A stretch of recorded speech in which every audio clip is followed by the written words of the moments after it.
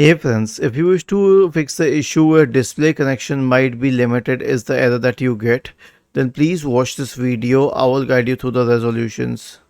So the first solution will be to check the physical connections. Okay, make sure that the HDMI cable connecting the monitor to the computer should be good, and if it's a laptop then you will have to call a hardware technician for it. Don't open it yourself unless you know how it works. The next solution is to update drivers.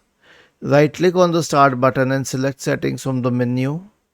Go to the Windows Update tab on the list on the left hand side. Select advanced options in the right pane. Select optional updates. Install all optional updates. Return to the Windows Update page and click on check for updates.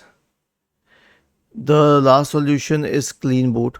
So search for system configuration in the Windows search bar and open system configuration. Go to the services tab. Check the box associated with hide all Microsoft services. If any other service is checked, click on disable all, apply, OK, and then restart your computer. Was this helpful? If yes, then please subscribe to the channel.